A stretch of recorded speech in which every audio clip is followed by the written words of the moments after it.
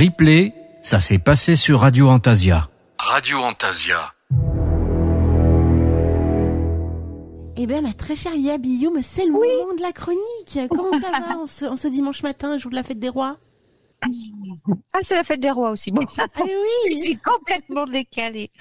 Je suis complètement décalée. Déjà, vendredi toute la journée, j'étais samedi. Enfin bon, non mais moi je vis un peu en dehors du monde. Alors, je suis pas du tout donc j'atterris toujours quoi. Ça va, moi je vais très très bien. Pour répondre. Et puis bonjour tout le monde du coup parce que bonjour tout le monde, voilà. Tous les auditeurs, tous les enchanteurs, ma petite Alina, puis voilà. Alors j'ai fait l'annonce ce matin en début d'émission pour prévenir les enchanteurs qu'effectivement nous allions à partir du mois de février passer l'émission donc de 10h à midi.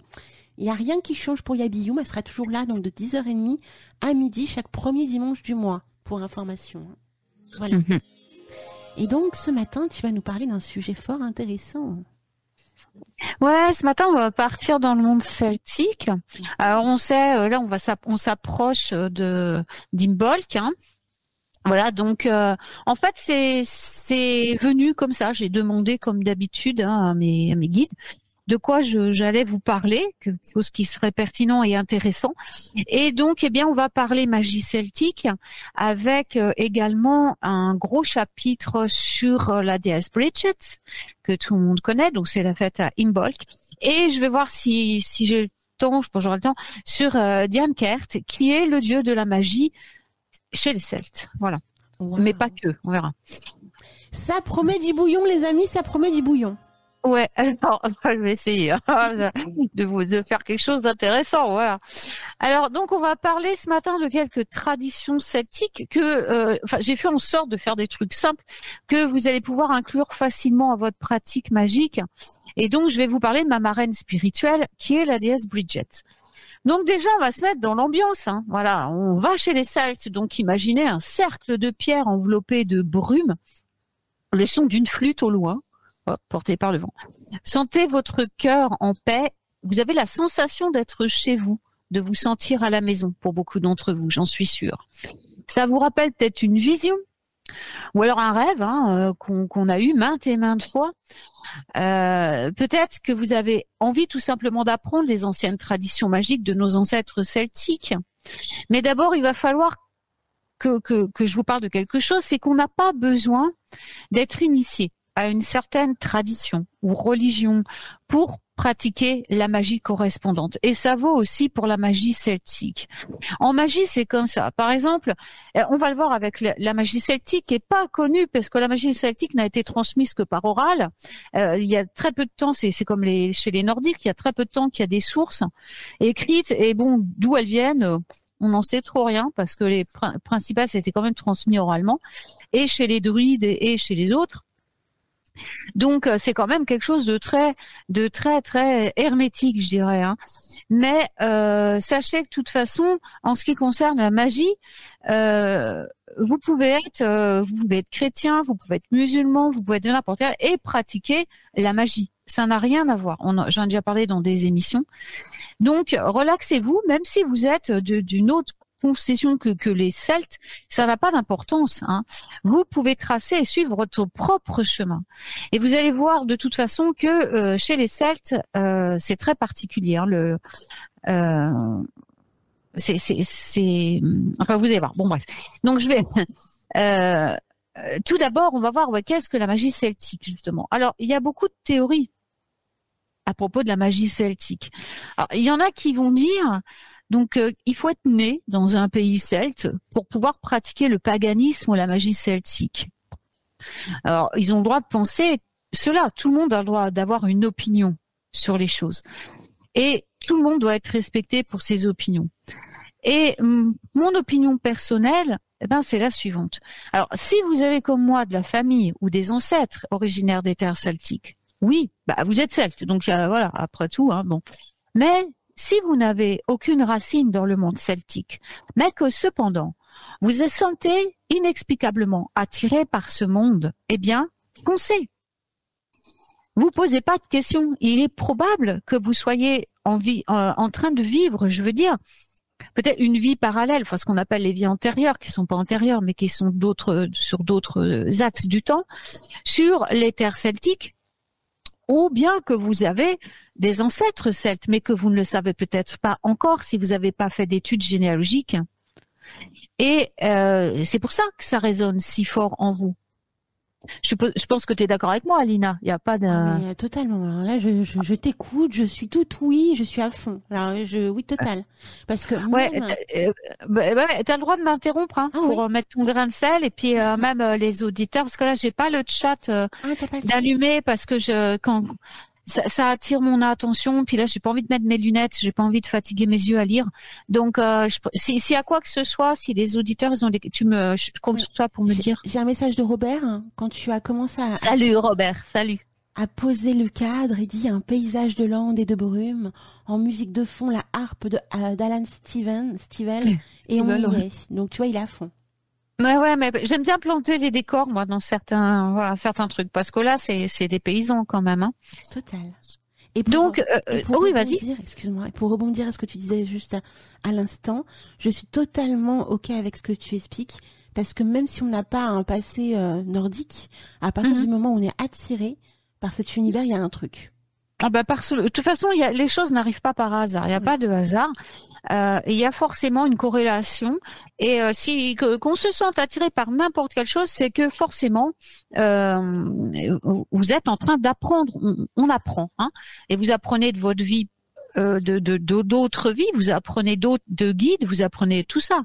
Donc il y a rien de faut oser, il faut aller de l'avant, puis ne pas fermer la porte à quoi que ce soit, parce que de toute façon, dans toutes les vies que vous allez vivre, vous allez forcément passer par tout ce qui existe, au niveau tradition, au niveau religion, au niveau tout.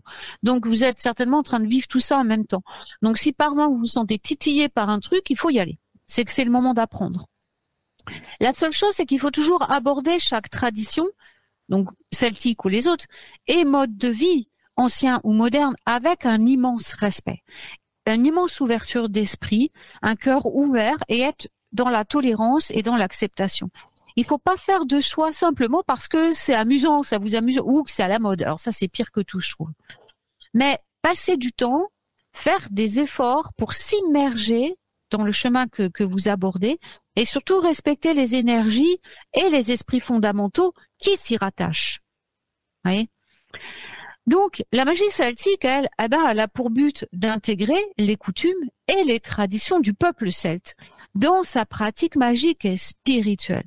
Alors, il y a un point de vue spirituel justement, et ça, il faut quand même en tenir compte, parce que dans la magie, il y a quelque chose qui est un petit peu, qui me gêne énormément, j'en ai parlé souvent, c'est qu'il y a un refus, un rejet total de certains guides spirituels, sous prétexte que certaines religions ont été créées après avec eux, par rapport à eux.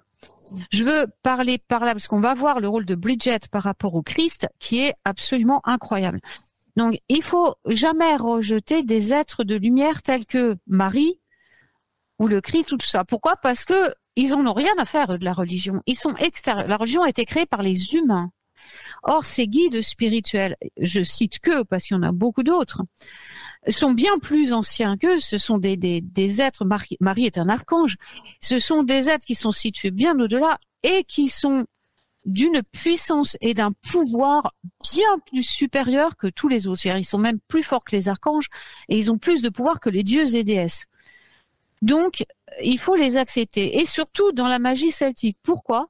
Parce que le paganisme côtoie la chrétienté dans le monde celte. Et ça, il faut absolument en tenir compte quand on va chez les Celtes. Les deux sont intimement entrelacés dans ce monde fascinant qu'est le monde celtique, y compris dans la tradition avalonienne, qui est si mal comprise car perçue comme, à mon avis, trop mystérieuse, trop lointaine, et surtout on la réserve à une certaine catégorie de pratiquants, alors qu'en réalité, Avalon ne se manifeste qu'en un seul lieu, et c'est notre cœur. C'est là où pulse le Saint Graal, celui qui a si longtemps été convoité, tant recherché lors de quêtes plus épiques les unes que les autres et toujours plus inutiles, puisque le chercher ailleurs qu'au plus profond de nous ne mènera qu'à l'échec en fait. Donc, il existe tellement de façons de plonger profondément dans le monde de cette merveilleuse tradition celtique où s'entremêlent les différents mondes magiques. Il faut toute une vie pour explorer toutes ces voies du monde celtique.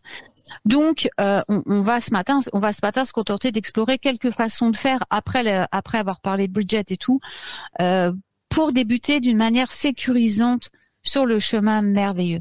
Alors, avant de vous donner ces conseils, on va parler donc d'une figure majeure et incontournable du panthéon celtique et de la magie celtique. C'est bien sûr l'incontournable déesse Bridget. Alors, oui, Alina, je t'écoute. Comment tu sais que j'allais parler? C'est dingue.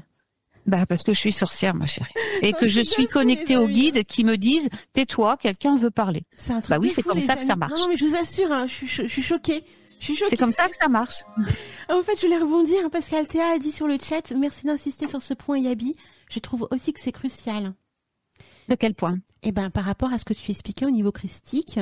Oui, alors oui, parce qu'Avalon est christique. De toute façon, c'est sûr. Ouais. On a encore d'ailleurs, même aujourd'hui, le Thor avec au-dessus, au sommet du Thor, l'ancienne tour dédiée à l'archange Michael. C'est Michael qui veille dessus.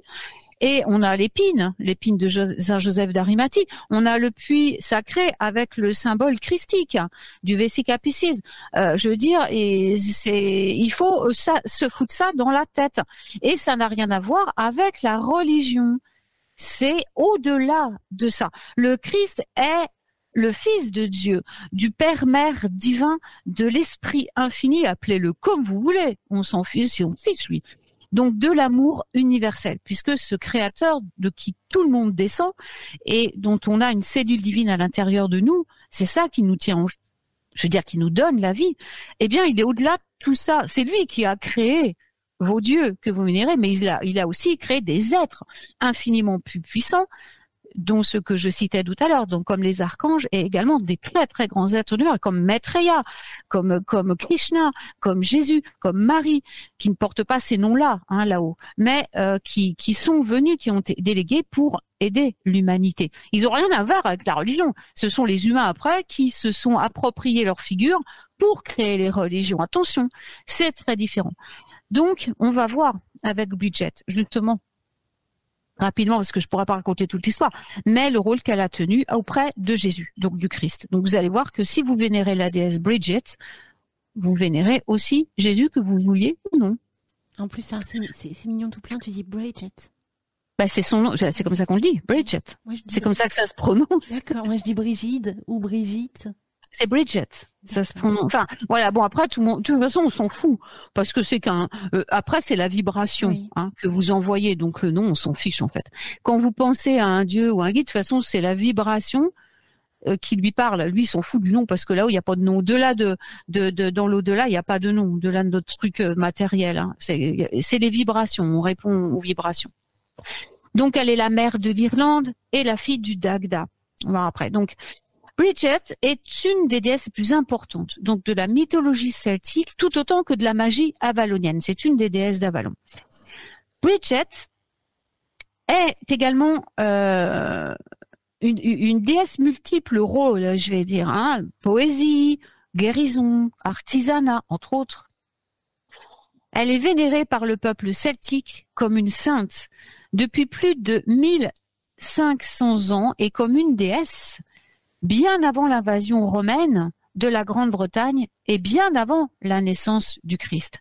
Son culte était si puissant que l'Église chrétienne celtique l'a adoptée comme sainte, et pour cause également, puisqu'elle fut la nourrice de Jésus. C'est là qu'elle a hérité son rôle de mère nourricière, avec le lait, vous savez ce que je veux dire, vous voyez? Tu vois, Lina, ce que je veux dire? Tout à fait. Voilà, ça justifie son rôle de mère nourricière de l'Irlande, c'est-à-dire que elle fut la nourrice de Jésus. Pas la sainte, la sainte est née après. Je parle de la déesse. Qu'on soit bien d'accord. Donc, le nom de Grande-Bretagne est une dérivation du nom de Bridget, pour vous dire l'importance qu'elle a. La Grande-Bretagne doit son nom à une ancienne tribu celtique, des Brigantes, qui adorait Bridget et qui était la plus grande tribu celte à occuper les îles britanniques à l'époque pré-romaine. On dit de Bridget qu'elle est d'ailleurs une déesse pan-celtique. Bridget est la fille du Dagda, le dieu bon, et qui est également le chef des Tuatha Dé Danann. l'ancienne race féerique d'Irlande. Elle est la sœur d'Ogma, qui a inventé l'Ogam. Oui. Ah. L'Ogam, c'est elle qui a inventé l'Ogam? Non, son frère. Oui, son frère. Ogma. Ogma. Elle est la sœur d'Ogma qui a inventé, ou je me suis dit lancer un peu sur le truc, oui. Ogma, le frère donc de Bridget, a inventé l'Ogam.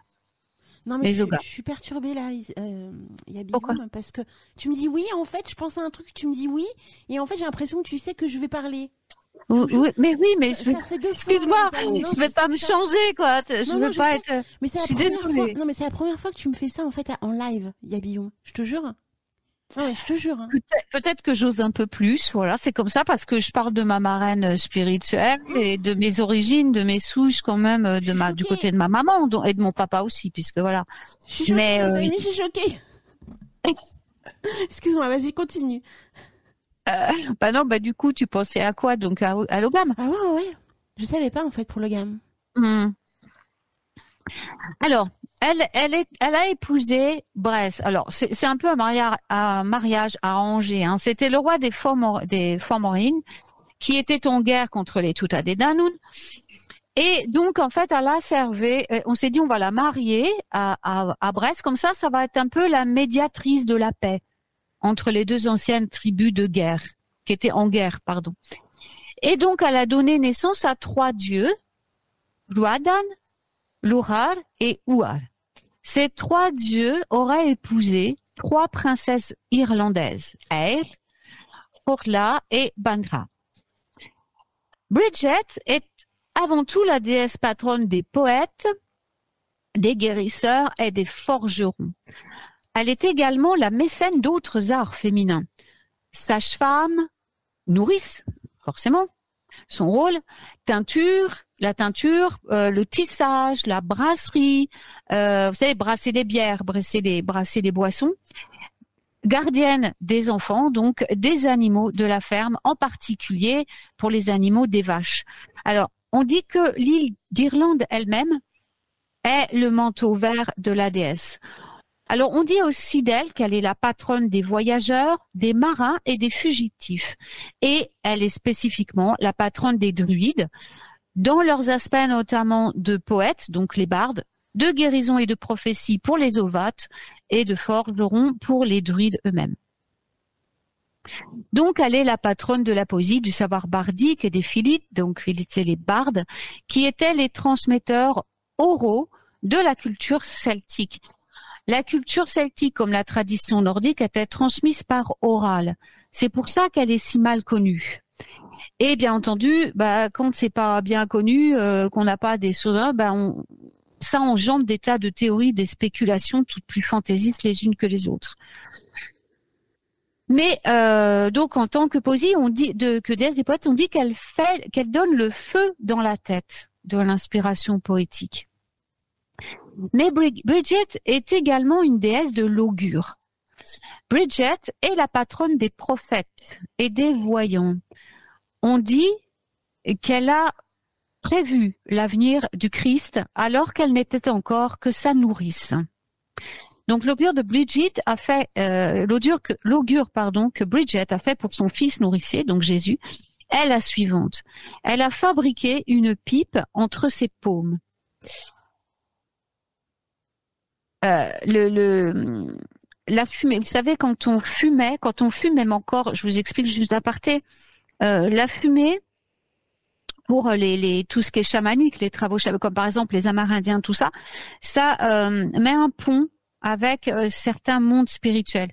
Ça élève, vous voyez ce que je veux dire? Faut savoir qu'ils fument pas du tabac, ils fument d'autres choses, hein. Voilà. Donc là, elle a fabriqué ça et elle va donc professer avec les herbes, avec les plantes qu'elle va ingérer. Je vois le fils adoptif, donc elle parle de son fils adoptif Jésus, au bord du puits, enseignant assurément le peuple. J'ai dirigé l'augure vers le puits et en vérité, c'était une œuvre juste. Le roi des rois enseignant au peuple, là-bas je vois le Christ assurément. C'était les paroles de la déesse quand elle a fait l'augure donc du destin de Jésus. Donc ensuite elle est considérée également comme une divinité à triple aspect. C'est même comme ça qu'elle est la plus connue, je pense, dans le monde païen, parce qu'elle est à la fois la patronne de 3 compétences principales du monde celtique, la poésie, la guérison et la forge, et qu'elle a été vierge, mère en tant que mère nourrice du Christ et sage en tant que sainte. Bridget va gouverner principalement 2 éléments, l'eau et le feu. Ça, je vais vous en parler après dans le chemin de guérison et de médecine celtique. En tant que divinité de l'eau, Bridget est la patronne donc des guérisseurs. Il y a beaucoup de sources, de puits de guérison qui lui sont dédiés dans toutes les îles britanniques. L'eau est également associée aux capacités psychiques, donc on revient à la musique, la poésie. Alors, les plans d'eau naturels étaient sacrés pour elle, en particulier les endroits où 3 sources, ou 3 ruisseaux, ou 3 rivières se rejoignaient. En tant que divinité du feu, elle va être la patronne des forgerons et des poètes, donc le feu dans la tête, entre guillemets. Le foyer, également de votre maison, lui est consacré, ça lui est sacré. Donc si vous avez une cheminée, un poêle à bois, ou voilà, eh bien vous pouvez placer à proximité, si c'est un poêle, parce que c'est un peu compliqué de le mettre dessus, mais si vous avez une cheminée, sur le manteau de cheminée, voilà, une croix de Bridget, une représentation de la déesse, afin qu'elle veille sur le feu de la maison. Donc, l'inspiration, le feu de l'inspiration poétique, de la divination, le feu de la santé, de la fertilité, le feu du travail, du métal et de l'artisanat, c'est le feu de Bridget. L'eau et le feu sont des éléments particulièrement importants au début de la civilisation celtique, bien avant qu'ils n'atteignent les îles britanniques. Les éléments étaient particulièrement vénérés à la fin de l'hiver long et rigoureux. Le feu était accueilli comme le retour de la chaleur du soleil et l'eau était célébrée lorsque la glace et la neige fondaient enfin. Alors on va parler aussi de la légende du manteau, le manteau de Sainte Bridget, qui montre là où elle a trouvé, en fait, comment elle a déterminé l'endroit pour monter son abbaye à Leicester, dans un lieu appelé Kildare. Alors, il y avait un vieux chêne sacré pour les druides à cet emplacement. Ça en faisait un lieu saint. Elle va se rendre donc chez le roi de Leinster avec 4 vierges et elle va lui demander de faire don du terrain pour une abbaye. Le roi va refuser de lui céder le terrain. Alors Bridget va prier l'esprit infini de l'aider. Puis elle va retourner voir le roi et va lui demander si elle peut juste avoir la superficie de terre que son manteau va couvrir. Donc le roi va se marrer, forcément. Vous imaginez, oui, vas-y, amuse-toi, cocotte, pas de problème. Et donc chacune des 4 vierges, c'est pour ça qu'elle les avait amenées avec elle, va prendre un coin du manteau. Et donc, la première va marcher vers l'est, la seconde vers le nord, la troisième vers l'ouest, la 4e vers le sud. Et le manteau va s'étirer, s'étirer, s'étirer au fur et à mesure qu'elles vont avancer, jusqu'à ce qu'il englobe la parcelle de terrain qu'elle désirait pour y construire son abbaye. Le roi, qui voit le miracle, tombe à genoux et de cet instant ne pourra rien lui refuser. Et Bridget va y construire son église à l'ombre du vieux chêne, non loin d'un puits qui va lui être dédié, qui est un puits sacré et guérisseur, on s'en doute. Donc l'église, c'est l'abbaye, va être construite sur le site au XIIIe siècle, mais les fondations originales de Bridget, de l'église originale, que Bridget avait construite, existent toujours. L'Irlande elle-même est décrite parfois comme le manteau vert de Bridget, et la couleur verte est également associée à l'autre monde, ce qui la relie à son statut originel de déesse, donc parmi les Tuatha Dé Danann, dont elle est une reine des fées. Alina, il y a des questions, Alors on a Mimi qui partage le livre donc des éditions d'Anaé. Si jamais les auditeurs sont intéressés pour découvrir un petit peu Bridget. Voilà, parce qu'a priori c'est un bon livre de base. Super, mais bien, faut partager des sources. Oui. Absolument, c'est important. Donc il n'y a pas de questions, c'est bon. Non, par contre, on a Thor qui écoute et j'ai cru comprendre, oui. Salut David. J'ai cru comprendre qu'il appréciait particulièrement le sujet donc de ce matin. Ah, c'est gentil. De toute façon, je lui enverrai un petit mot après. Pas de souci. Voilà. Alors, Bridget est la patronne des guérisseurs. Elle va utiliser les éléments du feu et de l'eau pour guérir. C'est vraiment principalement enfin, tous les éléments, je vais vous en parler après, rentrent dans la médecine traditionnelle celtique irlandaise, mais les plus importants pour nous dans l'enseignement de Bridget, c'est l'eau et le feu. Elle va enseigner les propriétés des herbes et bénir de nombreuses sources, et puis à travers le pays, et ils sont encore vénérés aujourd'hui. Sa ceinture et son manteau ont des propriétés curatives. Une goutte d'eau qui a coulé de son manteau créa un lac ayant de grandes vertus de guérison.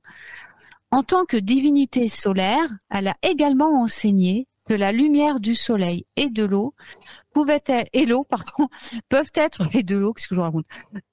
utilisées pour guérir, en particulier les yeux. Elle a même conseillé à certaines personnes de trouver une source pure et claire ou un plan d'eau douce, un mouvement rapide, c'est-à-dire on va dire un ruisseau ou une petite rivière dans lesquels scintille le soleil, et d'appliquer cette eau sur les yeux endoloris pour une cure réparatrice.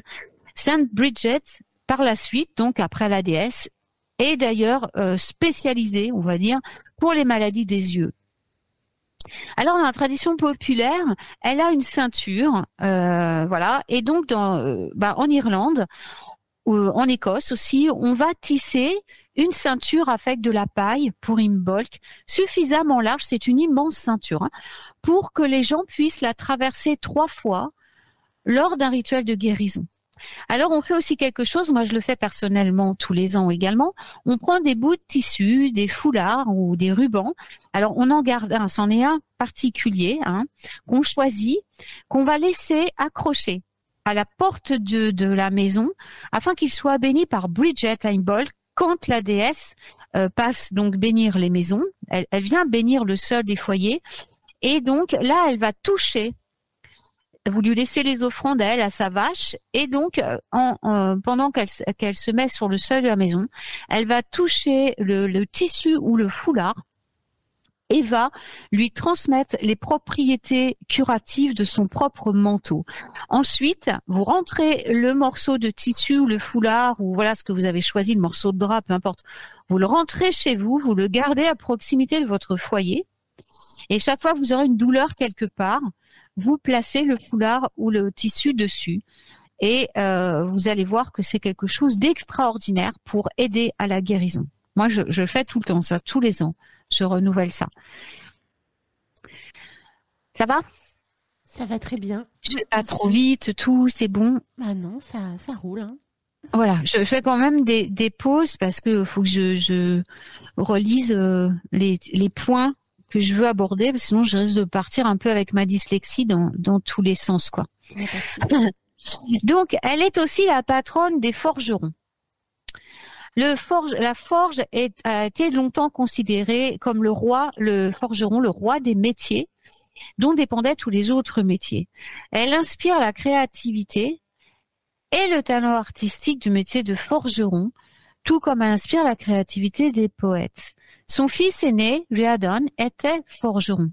Les forgerons ont toujours eux-mêmes été considérés depuis la nuit des temps comme des magiciens et des sorciers très puissants. J'ai un de mes meilleurs amis qui est forgeron, moi-même en Suisse, et je peux vous dire que il est balèze au niveau magie, alors qu'il ne fait rien, c'est en lui, il a juste qu'à être lui-même, quoi. Le fait aussi peut-être d'être proche du feu constamment de par leur métier, parce qu'on sait quand même que la magie du feu est quelque chose d'intense. Oui, bien entendu, le feu créateur. Ouais. Je pense qu'il y a une logique qui fait qu'après coup c'est en toi et c'est un il travaille, oui, c'est ça. Puis il travaille avec les 4 éléments, surtout en permanence. Ils sont toujours avec les élémentaux. Donc, comme les élémentaux sont précipitent dans la matière tout ce qu'on dit, pense, fait, ou c'est les forgerons, ils sont en plein dedans. Et puis, faut pas oublier qu'ils ont, enfin, les forgerons, il y en a dans tous les plans, hein, puisqu'ils peuvent forger, que ce soit chez les nains, dans le monde nordique ou les elfes, où ils forgent des outils, des choses extraordinaires pour les dieux, des outils magiques. Alors, j'ai une question de Sève qui nous dit je n'ai pas trop suivi, désolée. Par rapport, tu sais, à ton rite, elle demande s'il y a une époque où mettre le tissu sur la porte. Oui, d'accord. Oui, à Imbolc. Voilà. Donc tu le mets, Sève, tu places, tu choisis par exemple, si c'est un foulard ou vous le lavez avant, vous le lavez à la main, pas en machine, hein, vous le lavez au savon Marseille bien naturellement, on va dire, voilà, qu'il soit propre. Donc moi, par exemple, le mien, je l'ai rentré l'an dernier, je vais le prendre, je vais le relaver pour enlever toute donc la veille d'Imbolc. Hein, donc alors moi je fais toujours Imbolc. Parce qu'en Irlande, ça se fait comme ça, du 1er au 2. Parce que d'un côté, on a Imbolc le 1er, mais de l'autre, le 2, c'est la fête de Bridget. Donc moi, je fais toujours Imbolc de la nuit du 1er au 2.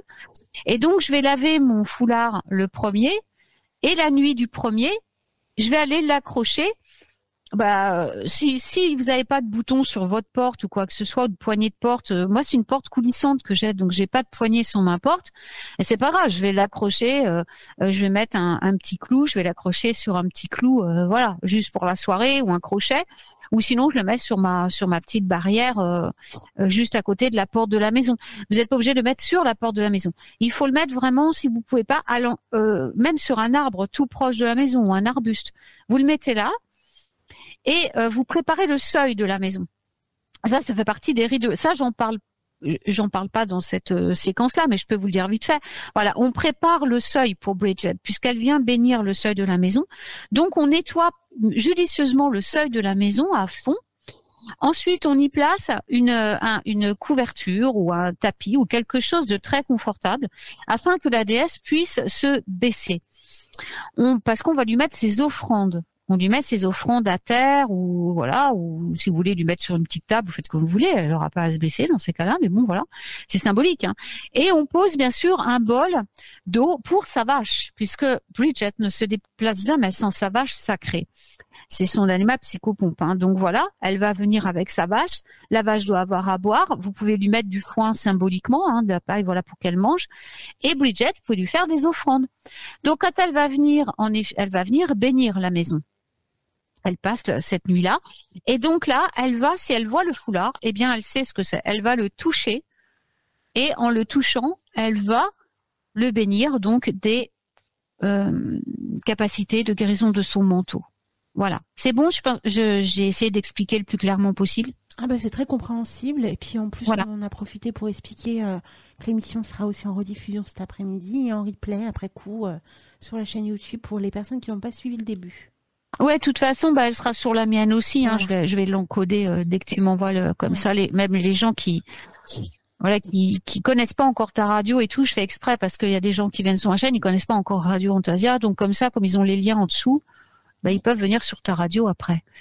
C'est gentil à toi. D'ailleurs, au passage, ton compte sur notre chaîne YouTube fait un carton, les amis. Vraiment, allez voir. Ce compte est magnifique. Hein. Vraiment, pour Noël, ce que tu nous as fait. Ah oui, c'est celui que j'ai écrit. Oui. Oui. Ah oui, ouais. D'accord. C'est gentil. Donc, elle est aussi une déesse très protectrice. Enfin, je veux dire, la petite, c'est bon, elle a compris là. Ah oui, écoute, elle n'a pas fait de retour, donc je pense que c'est ok.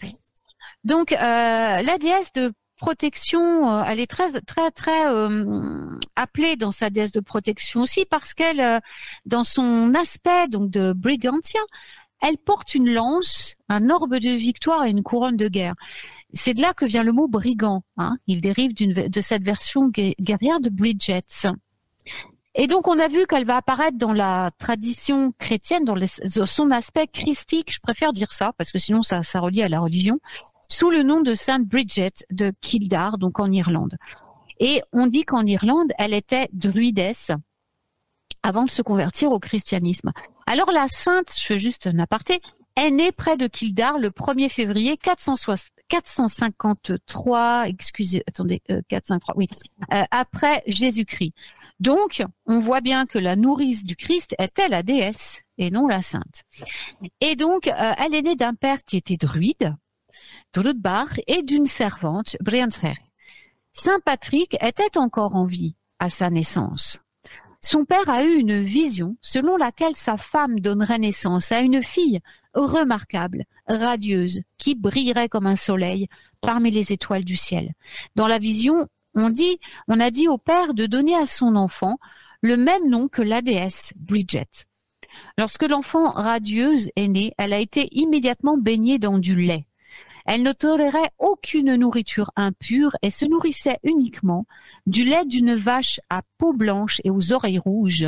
Les attributs d'une peau blanche ou d'une fourrure avec des oreilles rouges sur un animal, c'est souvent une vache, un chien, un cerf, sont révélateurs d'un animal d'un autre monde, d'un monde féerique dans la mythologie celtique, mais également du monde christique. Donc, dans certaines légendes, c'est un druide qui prédisait sa naissance radieuse et son futur statut, et elle fut ensuite élevée par le druide. Donc, dans tous les cas, elle est quand même très fortement, cette petite Bridget qui va être donc canonisée après, est quand même très fortement influencée par le druidisme. Hein. Elle baigne dans le druidisme quand même. Alors, les symboles de Bridget sont la vache, bien sûr, ça bon, on va voir après, mais bon, le serpent aussi. Pourquoi? Parce qu'en tant que déesse de la guérison, un serpent blanc s'enroule en spirale sur sa baguette. On retrouve un peu le symbole du caducée, hein, tu vois, Alina? Totalement, oui. Ouais. Donc là, il n'y a pas 2 serpents, il n'y en a qu'un. Le numéro 19 est son nombre sacré aussi. Il y avait 19 vierges, d'ailleurs, qui entretenaient sa flamme perpétuelle au monastère de Kildare. Son chapelet de base est composé de 19 pierres qui sont blanches. Pourquoi? Parce que ça représente le lait, la lactation. Donc là, je parle du chapelet de Sainte Bridget, hein, pas de la déesse. Les sorts invoquant Bridget, donc la déesse, prennent 19 jours. Ça a été retranscrit pour la sainte aussi. Et 3 est également un nombre sacré, car Bridget, on l'a vu, est une triple déesse. Ces couleurs vont être le blanc, parce que ça symbolise la pureté. C'est aussi la couleur de la nourriture sacrée, donc du lait, des produits laitiers, et puis de son rôle de nourrice.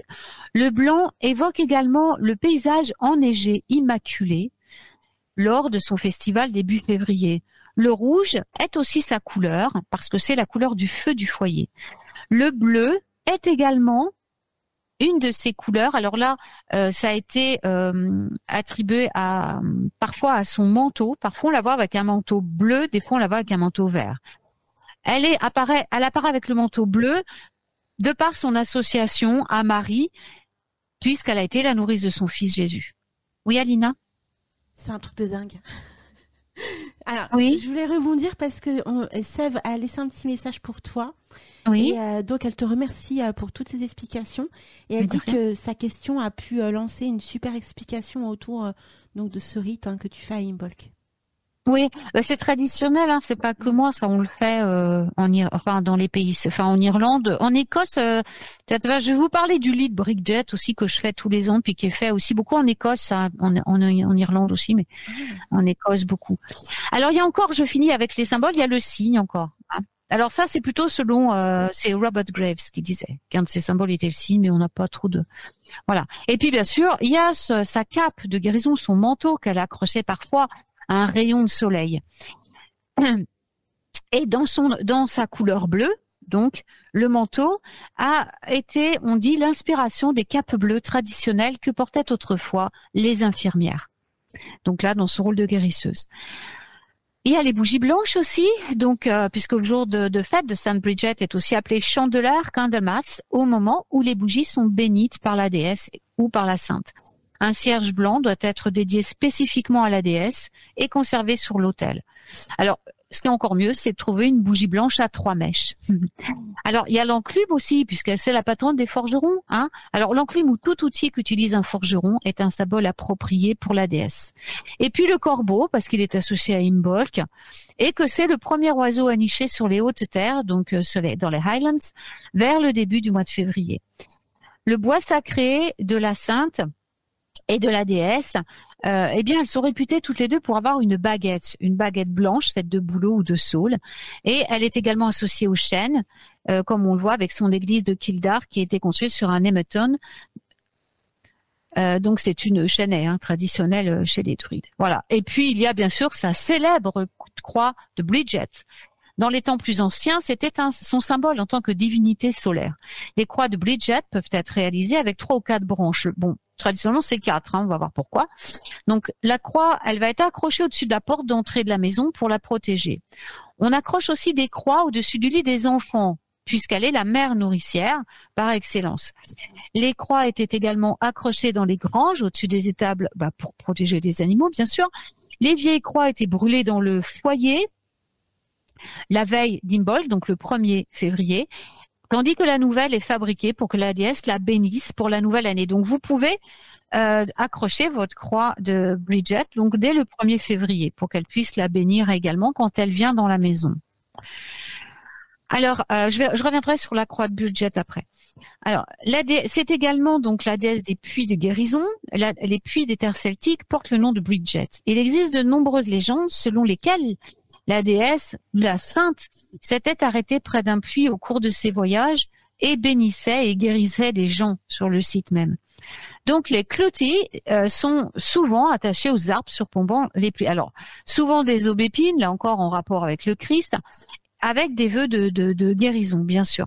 Ces puits étaient dédiés donc à la déesse Bridget lors de cérémonies présidées par une prêtresse ou par un druide. Alors, elle a aussi un lien très particulier avec les animaux Bridget, parce qu'elle pouvait appeler les oiseaux qui venaient se poser dans sa main. Un sanglier chassé a trouvé un jour son chemin vers sa cour et a obtenu un refuge contre ses poursuivants, restant près d'elle pour le reste de sa vie. Et puis, bien sûr, il y a la vache féerique, peau blanche, oreille rouge, on l'a vu. Cet animal fée fournissait la seule nourriture qu'elle acceptait lorsqu'elle était bébé. Et on dit que la vache est restée sa compagne préférée. Alors, comme elle est associée au puits, à l'eau, les poissons apparaissent parfois dans les puits et ces poissons-là sont des poissons sacrés de Bridget.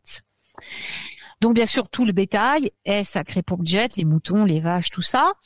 Alors, on laisse du lait dans un bol la nuit d'Imbolc pour en hommage à la déesse, parmi les offrandes. Vous pouvez faire d'autres offrandes, mais généralement, on met toujours un bol de lait, puisque voilà, c'est son truc. Donc, elle est associée aux entreprises pastorales et agricoles également, élevage de moutons, de vaches pendant la saison, de l'agnelage, du vélage, et donc une déesse de la fertilité animale. Voilà, c'est une déesse mère, bien sûr, avec de fortes associations avec Danu ou Anu. Parfois, on dit même que Danu pourrait être sa mère, mais bon, on ne sait pas trop qui est la mère de Bridget. Et elle va être associée au foyer domestique. C'est pourquoi les poupées de Bridget sont placées près du foyer le jour de sa fête. Donc, la poupée que l'on va fabriquer va être généralement vêtue de blanc ou de rouge avec des rubans, de la dentelle, des bijoux. On lui fait une petite baguette blanche en bouleau qui est placée dans le Ligbloud, le lit de Bridget, avec son image et ou sa poupée comme un charme de fertilité. On va lui construire un petit lit, effectivement, qu'on va placer près du foyer la nuit d'Imbolc, pour que la déesse, quand elle va venir dans la maison la bénir, puisse dormir et se reposer. Donc, on fait une offrande de céréales, de produits laitiers, de fromage, de crème, de beurre, de lait, également à côté de ce petit lit avec la représentation de Bridget couchée à l'intérieur. Moi, je lui ai même fait une petite couverture. Vous pouvez il y a des photos sur mon compte Instagram. J'avais fait l'an dernier. J'avais pris les photos de ma poupée de Bridget, de son lit, tout ça pour montrer un peu. Et donc, elle va être conservée toute l'année près du foyer. Alors, soit on l'accroche au mur, soit on la laisse à côté, posée sur un meuble, ou près de la porte, parce que c'est un talisman de protection. Puis, on va la brûler l'année suivante et refaire une poupée de Bridget. Voilà, on peut garder le lit d'une année sur l'autre. Et les femmes, traditionnellement, les femmes de la maison vont ratisser les braises en cercle et vont les diviser en 3 sections avec une petite bosse au milieu. 3 tourbes sont placées dans les espaces et les cendres vont être dispersées partout afin que le feu soit réduit pour la nuit et facilement rallumé le matin. On fait ça dans les cheminées. Donc, il existe de nombreux sanctuaires et puis dédiés à Bridget, ça je l'ai déjà dit, dans toute l'Irlande. Il y a des tissus, des bandages, des rubans, des chapelets, d'autres objets qui vont être attachés au buisson autour du sanctuaire. Et on fait vraiment une ovation à Bridget ce deuxième jour de février, premier et deuxième jour. La veille de la fête de Bridget, donc, elle est célébrée par des bandes d'enfants qui transportent une poupée qui représente une mariée de maison en maison. Les femmes vont apporter du gâteau, de la bière, vont inviter les voisins à un repas pour accueillir Bridget. Les produits laitiers, beurre, fromage, lait sont toujours servis. Donc parce qu'elle va passer, donc bénir. Donc voilà, on lui prépare la maison, vous voyez. Et donc il y a un morceau de son manteau sacré, on dit, qui est dédié pour faciliter les accouchements des femmes. Et donc, quand vous placez ce morceau de tissu dont j'ai parlé tout à l'heure, sachez qu'il peut également être utilisé pour faciliter un accouchement. J'ai oublié de vous le dire, ça me revient parce que je parle des mariés là. Et dans la région irlandaise du Donegal, les familles se rassemblent la veille d'Imbolc. Les joncs sont rassemblés, déposés à la porte jusqu'au début de la cérémonie à minuit. Puis, à minuit, une personne désignée se couvre la tête et frappe à la porte. Alors la femme de maison accueille Bridget en disant « Bienvenue Bridget ». Ce à quoi la nouvelle venue va répondre « Que Dieu bénisse les gens de cette maison ». L'eau bénite est alors aspergée sur les joncs qui sont ensuite apportés dans la maison. Puis tous participent à la confection de nouvelles croix de Bridget, ou les croix celtiques, et brûlent celles de l'année précédente. Voilà. En Écosse, la nuit de la veille d'Imbolc, les femmes de la maison préparent donc la poupée de maïs composée de blé, de joncs, de grains qui proviennent des dernières récoltes. Elle est décorée avec des coquillages, des pierres, des rubans, des fleurs du début de printemps, comme les perce-neige, voilà, toutes les fleurs que vous avez trouvées à cette époque-là, s'il y en a. Un cristal est parfois placé sur le cœur de la déesse pour représenter l'étoile de la Vierge. Donc, la poupée est placée dans le lit de la mariée dont je vous parlais tout à l'heure. Alors, traditionnellement, il est fait de blé tressé, mais ça peut être un panier, un berceau, placé près de la porte d'entrée avec une bougie blanche allumée à proximité toute la nuit. Et donc, on peut aussi le placer près du foyer dans certaines traditions. La baguette blanche se place près du lit ou dans le petit berceau et la femme de la maison va sortir à minuit et crier « Bridget, Bridget, entre, ton lit est prêt ». Elle va le répéter 3 fois. Dans d'autres traditions, elle va simplement s'exclamer « Bridget est arrivée, Bridget est la bienvenue ». Les bougies sont souvent laissées de côté pendant la nuit pour que la déesse les bénisse. Donc vous les placez éteintes, à côté de la porte, la déesse va les bénir, vous en aurez pour toute l'année comme ça. Et bien sûr, voilà le petit morceau de tissu. Ah, excusez-moi, je me mélange un peu, vous savez, je suis dyslexique, donc si je note pas tout, c'est une horreur. Donc là, comme j'ai fait que des notes, c'est un peu le bordel. Donc là, on va passer, parce qu'il est déjà 11h20. Donc voilà, comme je disais, c'est ma marraine spirituelle, Bridget. Voilà, c'est vraiment une déesse qui est chère à mon cœur, peut-être par les origines irlandaises du côté de ma maman également, mais aussi par l'amour que je porte à la médecine traditionnelle celtique. J'ai eu la chance de l'étudier grâce à la Bridget Academy of Healing Heart. Et donc Bridget, en tant que déesse de guérison, est notre principale enseignante. C'est-à-dire que l'on reçoit notre enseignement directement de la déesse. C'est quelque chose d'incroyable. Et même encore maintenant, quand je dois préparer un baume ou quelque chose, en fait, c'est la déesse. Je n'ai pas de recette. C'est la déesse qui va me dicter directement la recette. Donc, les anciennes légendes suggèrent que les Tuatha Dé Danann, donc ça s'écrit Tuatha Dé Danann, vous savez, voilà, bon, ça se prononce Tuatha Dé Danann. Les enfants de Dana, la déesse mère, la grande reine des cieux, sont venus d'Atlantide, en Irlande. Alors, ils étaient formidablement puissants, comme tous les Atlantes, en magie. C'est de ces êtres merveilleux que va descendre le peuple de Faerie. Depuis les 4 grandes cités atlantes, ils sont venus apportant avec eux 4 objets sacrés. Alors, de Findias, la cité de l'Est, est venu Nuada et son peuple. Il va apporter l'épée de vérité. De la cité de Gorias, au sud, est venu Lug, le seigneur de la lumière. Celui qu'on appelle The Meneskilled One. Vous savez, c'est le dieu aux multiples talents. Et son peuple, les gardiens de la lance de lumière, ont apporté cet outil sacré. Le Dagda, le bon père, et son peuple, venant de la cité de Murias, à l'est, vont apporter le chaudron d'abondance. Et Morrigan, la grande reine, et son peuple, venant de la cité du nord, Phailas, vont apporter la pierre de destinée, Liaphai, qui est encore à Tara. Bridget, fille du Dagda, était également parmi eux, bien sûr. Elle était l'incarnation du rayonnement divin. Elle est la force unificatrice des Danun lors de leur installation dans leur nouvelle demeure. Elle va apporter avec elle de nombreuses bénédictions pour les partager avec les humains. Notamment, comme je l'ai dit, la guérison, la poésie, l'écriture, la forge.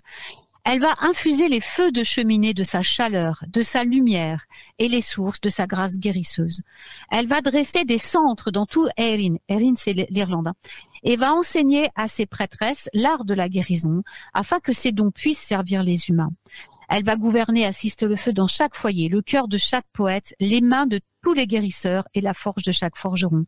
Et donc, son symbolisme, en tant que reine des fées de Tuatha Dé Danann, c'est la célèbre croix. Ces 4 bras vont représenter donc les 4 cités, les 4 éléments au centre desquels Bridget va se déployer en spirale. Et Bridget est toujours la force qui unit les êtres et les éléments. Donc en médecine celtique, on apprend que Bridget n'est pas seulement la triple déesse, mais aussi la dame des 4 éléments. En tant que dame de l'air, elle naît de l'aube, une colonne de flammes sortant de sa tête, signalant la naissance de la sainteté. Elle gouverne avec l'air le système respiratoire. En tant que dame du feu, elle est la protectrice et la dame de la justice. Elle nous protège de ceux qui nous veulent du mal et elle va gouverner le système digestif. En tant que dame de l'eau, elle est dame de la source guérisseuse, mais aussi dame de la compassion. Elle va se tourner vers celui qui est dans le besoin et qui est prêt à accepter sa grâce. Elle va gouverner le système urinaire. En tant que dame de la terre, elle est une vraie femme qui est faite d'os, de chair, de sang. Elle nous donne le don de brasser la bière, de tenir la maison et des dépendances, de filer, de tisser, de savoir cueillir les herbes, les plantes selon la tradition, parce qu'on les cueille pas n'importe comment, et de confectionner les remèdes, et aussi de soigner grâce à la nourriture, à ce que l'on ingère. Elle est la gardienne des gens du peuple qui vont travailler la terre et qui s'occupent du bétail. Elle protège la récolte et la maison. Elle accroît le rendement du bétail, de tout ce sur quoi elle va poser sa main. Et elle va veiller sur la peau de notre corps, tout ce qui est système pileux, tout ça. Et plus largement sur la santé. Et bien sûr, pour chacun des éléments, elle a de multiples fonctions. Alors, il existe des prières, des invocations pour chaque facette de la déesse et pour obtenir son enseignement. Donc, je peux pas dire ça comme ça parce que ça concerne la médecine traditionnelle celtique. Donc là, on passerait des années. Hein. Donc voilà. Donc c'est bon pour Bridget parce que là, je vais passer rapidement à Diane Kert. Alors, j'ai juste une question de Cadarne, si on a un petit peu de temps. Salut Cadarne. Autour de la croix de Brigide. Oui. C'est ça. Il voulait savoir si c'était possible, parce qu'a priori, j'ai cru comprendre dans le rite qu'on brûlait la croix, en fait, on brûlait, voilà. Et en fait, il voulait savoir s'il pouvait la garder en souvenir au lieu de la brûler. Ah, mais bien entendu. Et ben voilà. Mais de toute façon, tu fais ça, j'arrête pas de le dire, moi. C'est votre magie, hein. Vous faites ce que votre cœur vous dit, hein. Moi, je suis pas, je fais que transmettre des trucs, des bases, des choses qu'on m'a enseignées ou que j'ai reçues en idée. Voilà. Donc, mais c'est pas figé. Ça, ce sont des traditions. Et au contraire, il faut aller dans l'évolution. Il faut aller dans le nouveau. Et le nouveau, c'est votre cœur qui le détient. Alors, moi, j'aime bien la brûler parce que c'est symbolique que je jette l'ancien pour accueillir le nouveau. Mais parce que je suis comme ça. Voilà. C'est même pas parce que c'est de la tradition. C'est parce que moi, je le vois comme ça. Vous voyez ce que je veux dire? Mais toi, Canard, si tu veux le garder, ta croix, bah tu peux. Hein. Moi, j'en ai une, par exemple, que j'avais fabriquée en poterie pour une occasion particulière, et celle-là, je l'ai gardée. Vous voyez, je ne brûle que une de celles que j'ai fait en paille l'année d'avant, ou en jonc. Vous voyez? Donc, il n'y a pas de problème. Vous faites la magie de votre cœur. C'est très bien dit, ma très chère Yabi. Bah ouais, moi je prône toujours ça. Hein. Oui. Alors, on fait vite une aparté sur Diane Kert, parce que là aussi, on aurait pour des heures sinon. Alors, c'est le grand physicien, un autre grand physicien des Tuatha Dé Danann. Donc, c'est Diane Kert. Ça s'écrit D-I-A-N-C-E-C-H-T. Hein. Et ça se prononce Diane Kert. Je le dis parce que comme on prononce... sinon, c'est Diane Sect, hein, si vous préférez. Voilà. Donc, les Celtes le perçoivent comme un druide, un médecin. Mais c'est surtout le dieu de la magie chez les Celtes. C'est pour ça que je voulais faire un petit aparté sur lui. Et il est pourvu de capacités et de connaissances absolument phénoménales. Son nom signifie pouvoir véhément. Donc, vous voyez. Alors, en tant que dieu de la médecine, il ne reconnaît pas moins de 14 désordres au niveau de l'estomac, ce qui est énorme, hein, pour lesquels il nous a transmis, dans la médecine traditionnelle celte, les remèdes à base de plantes. Et un des plus anciens qu'on connaît, alors je le cite parce que peut-être que quelques-uns le connaissent parmi vous, c'est le Diane Kert porridge. Alors c'est un mélange de bourgeons de noisetier, de pissenlit, mouron des oiseaux, oseille des bois. Tout ça, on le fait bouillir avec des flocons d'avoine. Et alors bon, il y a les proportions, hein, bien sûr. Et consommer matin et soir, il va terrasser les rhumes, les maux de gorge, mais surtout les mauvaises choses qui entrent dans le corps. Alors mauvaises choses, vous devinez que ce sont les esprits malins, bien sûr. Donc ça servait à la fois de remède. De toute façon, les maladies sont causées par des trucs qui viennent de l'extérieur. Hein. Donc voilà. Donc les anciens le connaissaient sous le nom du sage guérisseur de l'Irlande et du suprême physicien. Donc il est le dieu de la guérison, de la médecine, mais aussi de l'artisanat, de la régénération, de la magie, donc du travail, de l'argent. Alors là, pas de l'argent monnaie, mais du métal. Et son animal est le chat. Sa couleur va être l'argent. Alors, quand les Danann vont arriver en Irlande, ils vont se battre contre les Fichbor, qui ont Firbolg, alors je ne sais jamais à le dire avec ma dyslexie, qui va être le peuple indigène à l'époque d'Erin. Ils vivaient très proches de la terre, ces gens, et suivaient le chemin de la lune. Ça vous rappelle quelque chose, peut-être, non? Anina, hein? Oui. Voilà, ils suivent le chemin de la terre. Voilà, des vrais païens, quoi. Ça, c'est les païens purs et durs, voilà. Qui étaient terrorisés parce que ils attendaient qu'une chose, c'est qu'ils avaient que la lune en guide parce qu'ils avaient tellement peur que le soleil ne revienne pas. Et voilà, c'était quelque chose, ils ne vivaient que par ça, quoi, que par les éléments. Donc, alors, les pauvres avaient été asservis et oppressés par les Fomori. Donc, ils n'étaient pas du tout disposés à accueillir de nouveaux envahisseurs, même s'ils venaient d'Atlantide, hein. Donc forcément, il y a eu une bataille. Et la première bataille eut donc lieu en 487 avant Jésus-Christ dans le comté de Sligo. Diane Kert, et son fils Maïarc et sa fille Hermide firent un grand chaudron rempli d'une potion faite à base d'herbes. Alors, est-ce que c'est le chaudron du Dagda? Allez savoir, hein. Ils vont chanter des incantations au-dessus du chaudron et tout guerrier blessé et plongé dans le chaudron va ressortir indemne, en parfaite santé, au mieux de sa forme, à une seule condition, que le corps soit entier. Alors une petite anecdote, c'était pas le cas du chef Nuada, dont la main fut coupée. Diane Kert façonna une main entièrement faite d'argent, il forgeait l'argent, Diane Kert, hein, et il va la rattacher au corps de Nuada. Et celle-ci va être presque comme ça, vraiment. Alors, presque, hein, mais c'est pas tout à fait presque. Et en tant que chef, surtout chez les Celtes, il se devait d'être parfait. Et les Danann étaient en détresse parce que Nuada était grandement aimé et respecté. Alors, Miarc, le fils de Diane Kert, a embaumé la main coupée de Nuada. Il avait eu cet éclair de dire, moi je prends la main et je l'embaume.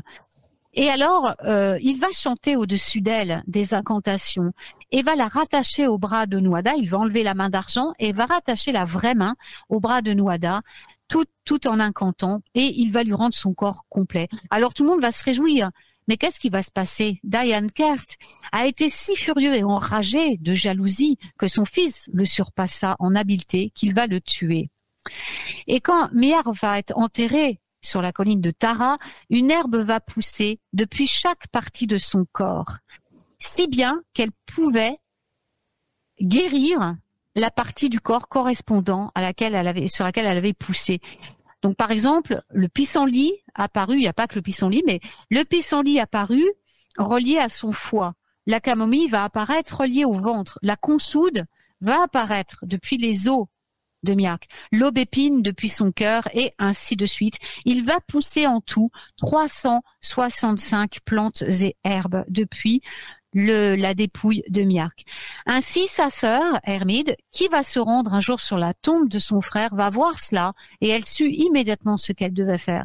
Elle va récolter les herbes et les plantes dans son manteau et va les conserver en bonne disposition. Puis elle va voyager à travers le pays et partager sa sagesse de la médecine avec le peuple, tandis qu'elle va développer la connaissance des plantes et des herbes en corrélation avec les organes et les différents systèmes du corps, et elle va devenir ainsi la patronne des herboristes.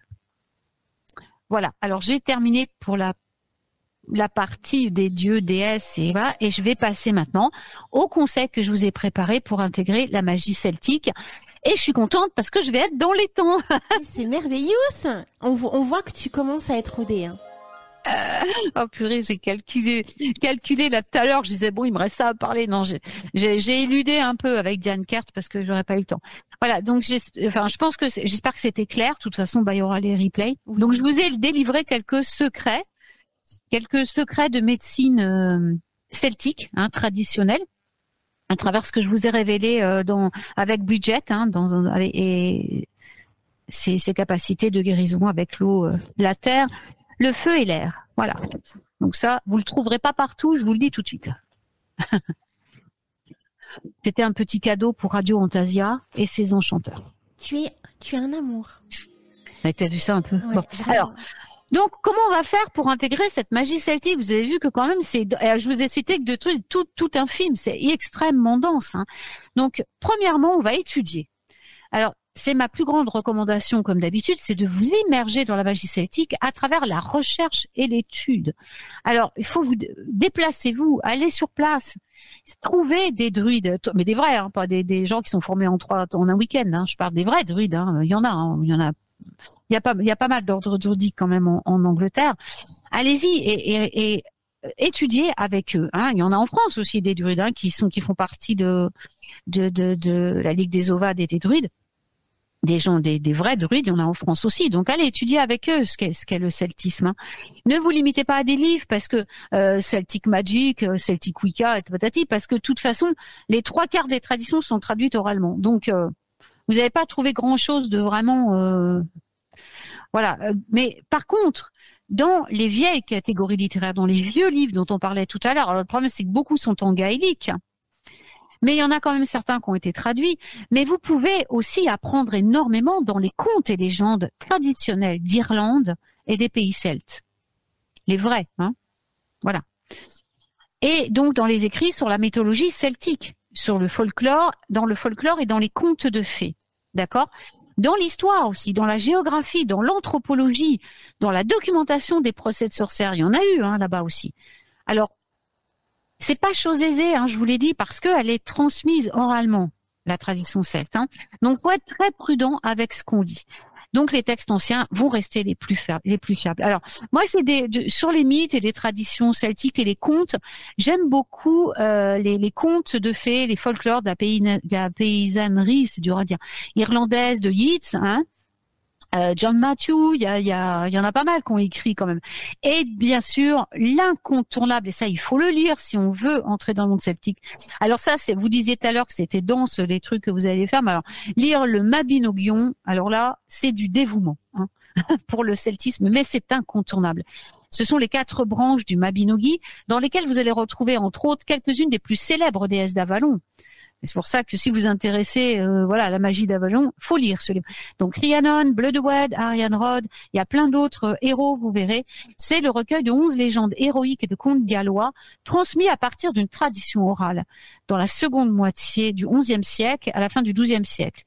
Et ils sont associés aux autres contes de la légende arthurienne. Et pour cause, je vous en dis pas plus. Bon, ça contient énormément de clés magiques sur le celtisme, mais je vous préviens, c'est pas commode à lire non plus. De toute façon, tout ce qui vient des Celtes, c'est très compliqué à lire. Ça, il faut le savoir et à comprendre aussi, parce que je dis, il y a beaucoup d'interactions. Il y a interaction avec le monde féerique, interaction avec le monde christique, et d'autres. Hein. Et le monde nordique aussi. Alors ensuite, on va se connecter mon deuxième conseil, on va se connecter, et c'est ce qu'il y a de mieux à faire, à mon sens, avec les dieux et déesses celtiques. Donc on va faire des recherches sur les dieux et déesses celtiques, et eh bien on va s'y connecter, on va invoquer leur présence dans notre vie et dans notre pratique. Alors faites gaffe parce qu'il y en a certains qui sont pas commodes, et faites surtout, alors ça c'est un conseil que je vous donne en ce moment, pas particulièrement pour ça, mais en général. Surtout en ce moment, quand vous désirez invoquer un dieu, une déesse ou quoi que ce soit d'autre, s'il vous plaît, écoutez bien ce que je vais vous dire. Protégez-vous avant, mais ne vous protégez pas seul. Protégez-vous avec votre ange gardien. Faites-le, parce qu'en ce moment, et plus que tout, traînent des choses absolument épouvantables dans les plans. Et croyez-moi, nous ne sommes jamais assez prudents. Et on n'attrape pas les mouches avec du vinaigre. Très Retenez bien ça. C'est-à-dire que tout est gentil, tout est beau quand ça vient. Hein? Voilà. Sauf que quand c'est là, pour vous en débarrasser, c'est autre chose. Donc, s'il vous plaît, que ce soit avec les dieux celtes ou quoi que ce soit, invoquez la présence d'un être de lumière très puissant. Votre ange gardien, c'est le plus proche de vous. Il saura qui appeler. Sinon, appelez le chef des milices, c'est-à-dire l'archange Michael. Et après, vous invoquez votre dieu ou votre déesse. Je vous en prie, faites-le. Parce que au moins, vous saurez que vous parlez à la vraie déité que vous avez appelée et pas à une entité qui va venir d'un plan astral bidon et qui va vous acheminer sur la mauvaise voie. Faites-le, hein. En ce moment, je vous assure, faites-le. Je vous parle vraiment en connaissance de cause. En ce moment, j'ai plein de gens qui viennent, qui me disent c'est une horreur. Voilà. Après, faut s'en débarrasser, hein. Je peux vous dire que c'est pas coton, et puis sans compter la vie de merde que vous avez après, hein. Donc, s'il vous plaît, faites-le. Donc, construisez. Ensuite, une fois que vous avez invoqué, vous allez traduire. Alors, si vous allez voir en plus quand on invoque l'ange gardien ou des grands êtres de lumière comme Marie, hein, c'est la protection suprême. Elle est même plus puissante que l'archange Michael, hein.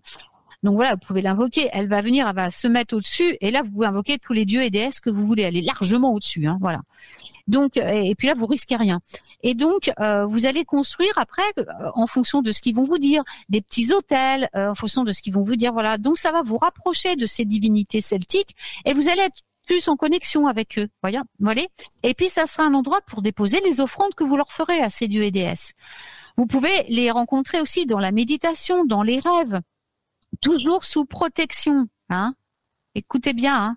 Allez pas jouer aux apprentis sorciers, s'il vous plaît, quoi. Le danger est réel, hein. Donc, demandez-leur de vous envoyer des signes, de vous donner des apprentissages, hein, pendant vos rêves. D'accord. Si vous êtes vraiment sous protection suprême, vous recevrez les vrais enseignements. Vous allez voir que c'est beaucoup plus efficace que de lire un livre, hein. Alors, vous pouvez avoir un cahier, un livre à côté de vous quand c'est ça, pour noter tout de suite ce que vous aurez entendu ou perçu ou vu, hein. Alors, souvenez-vous que ça vient toujours de l'intérieur, le réponse, hein. Ça vient pas de l'extérieur, parce que tout ce qui est à l'extérieur n'est qu'illusion. La déesse elle-même, celle que vous appelez la déesse, hein, dans la tradition avalienne ou quoi que ce soit, elle est pas en dehors, hein. Elle est en vous, elle est dans vous, hein.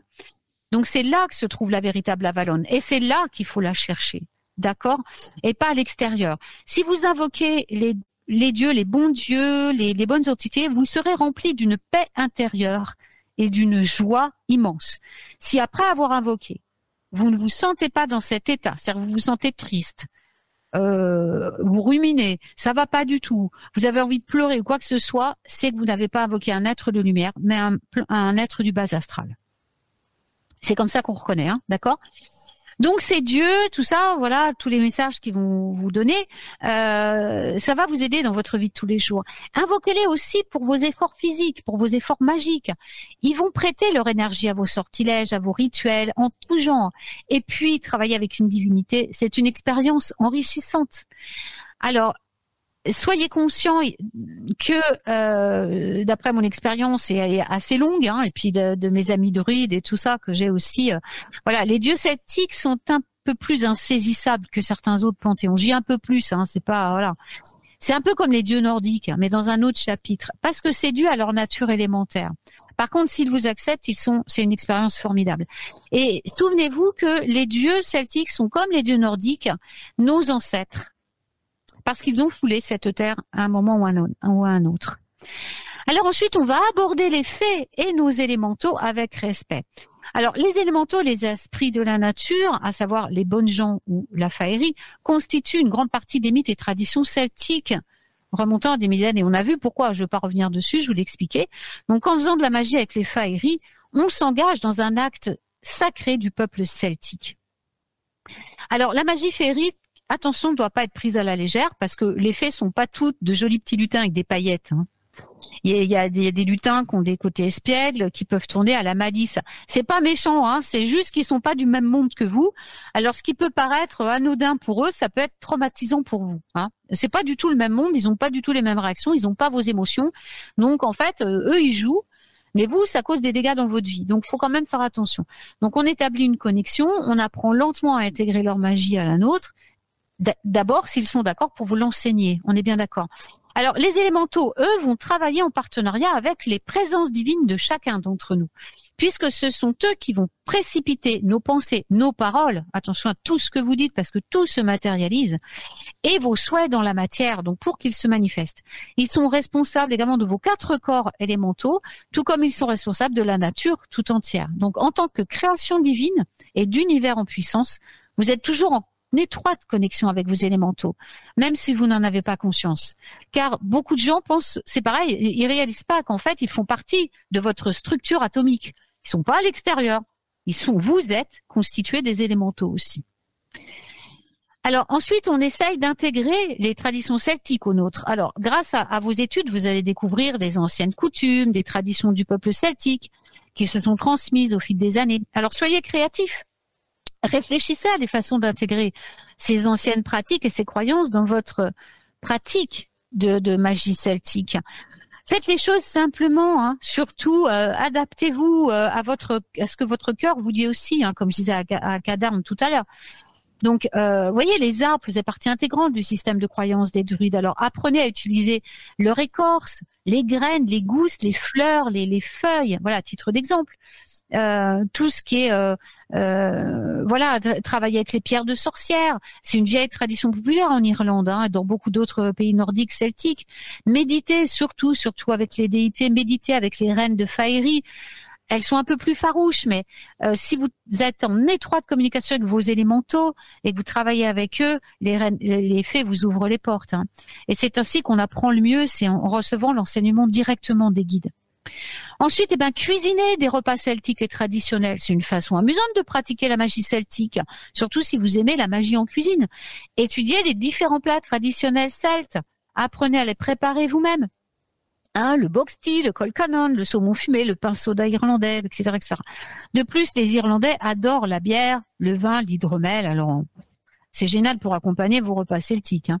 Donc, vous pouvez même vous lancer avec Bridget dans le brassage de votre propre bière ou votre hydromel et le dédier à votre déesse dieu celtique. Voilà, ou la laisser en offrande.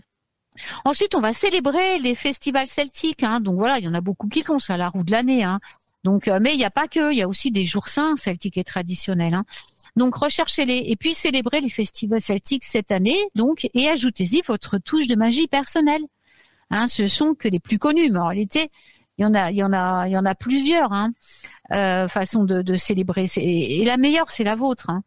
Donc, et pour les autres, tout ce qui est célébration ultime, c'est vrai que pas ultime que je raconte, célébration en dehors des sabbats ultimes, ça c'est un petit peu plus complexe peut-être à trouver, mais peut-être sur des offices de tourisme ou je sais pas. Moi, j'ai la chance d'avoir un grimoire qui a été rédigé et que m'a offert un vieux druide et qui contient toutes les célébrations celtes, voilà, et tous les trucs pratiques. Donc j'ai cette chance-là et c'est vrai qu'il y en a beaucoup, mais il y a moyen de trouver, j'en suis sûre.